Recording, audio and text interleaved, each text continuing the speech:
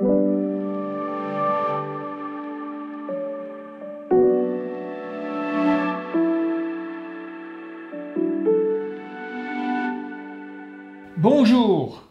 et bienvenue à notre nouvel épisode de J-Life Cancer. Nous avons tous un cancer qui dort en nous. Notre corps fabrique des cellules cancéreuses en permanence. Et c'est ainsi que naissent parfois les tumeurs. Mais notre corps est aussi équipé de multiples mécanismes qui lui permettent de les détecter et de les contenir. Alors pour comprendre comment ça marche, revenons aux sources, la cellule humaine. Si on examine la cellule avec un microscope très puissant, on s'aperçoit que sa structure, même au niveau de l'infiniment petit, est exactement identique à celle de l'univers. Autrement dit, on pourrait affirmer que microcosme et macrocosme, c'est la même chose. Cette loi de la cohérence, au sens physique du terme, s'applique évidemment au fonctionnement de nos 60 000 milliards de cellules intelligentes qui normalement vivent en parfaite harmonie. Je dis normalement car ces cellules sont le foyer permanent de changement. Ces changements sont toujours de deux types.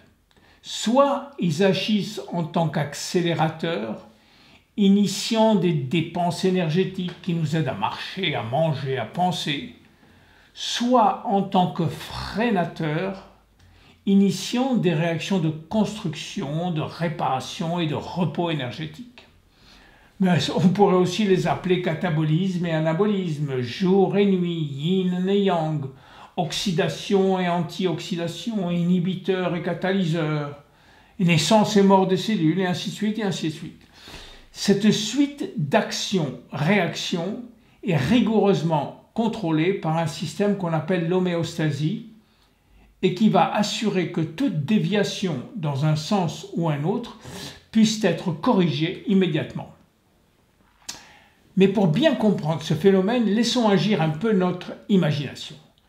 Supposons que nous vivions en permanence sur un câble d'acier tendu entre deux gratte-ciel. Bon, j'admets, c'est un peu difficile à imaginer, mais faites un effort et supposez que vous viviez en permanence sur ce câble 24 heures sur 24, 7 jours sur 7, toute votre vie. Encore plus difficile à imaginer, mais faites encore un effort. Maintenant, pensez un instant à ce qu'il vous faudrait faire pour ne pas tomber quand vous savez que vous êtes au 70e étage et que ça bouge terriblement. Vous allez en permanence être sur le qui-vive, tâcher de compenser le moindre mouvement du câble par vos muscles, vos cinq sens et surtout une attention sans relâche, sans dormir. Si vous vous laissez aller une seule seconde, c'est la chute. Et si vous n'avez pas de filet de protection, c'est la mort ou la maladie. C'est ça, l'homéostasie. La capacité pour notre organisme de revenir le plus vite à l'état d'équilibre, quel que soit le changement ou le stress que l'on subit. Ce qui est important à comprendre, c'est que l'homéostasie est un état dynamique, c'est-à-dire que votre état de santé n'est défini qu'à un instant T et qu'il peut changer à tout moment sans prévenir.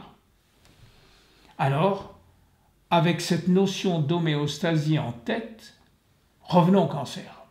Pourquoi une cellule saine peut-elle devenir cancéreuse? Toutes les agressions physiques, mentales, émotionnelles, la pollution, un mode de vie malsain vont attaquer nos chromosomes. Elles vont attaquer l'intégralité de notre ADN nucléaire et mitochondrial aussi, forçant notre ADN à se protéger, donc à muter ou à s'adapter à un nouveau stress. L'agression peut aussi porter sur l'activation ou la désactivation de certains gènes qui vont encore favoriser cette hyperprotection qui va en fin de compte devenir néfaste et bloquer la cellule, l'empêchant de se suicider. Voici donc une cellule apparemment saine qui ne veut plus obéir à l'obligation de mourir après un certain nombre de divisions, qui a un rendement énergétique si pauvre qu'elle doit absorber de plus en plus de sucre, qu'elle ne peut que fermenter alors, qui gonfle, qui augmente sa pression osmotique et n'a plus d'autre choix que se diviser et se multiplier. Pire, elle envoie des poisons, ces fameuses cytokines, dans les tissus avoisinants, créant encore plus d'inflammation. Enfin, elle va créer un nouveau réseau de vaisseaux sanguins qui vont assurer le ravitaillement. Voilà comment une cellule saine peut devenir cancéreuse. Nous verrons dans un prochain épisode les autres acteurs de cette tragédie cancéreuse, ainsi que le vrai coupable, l'inflammation. À très bientôt dans notre prochain épisode. Merci.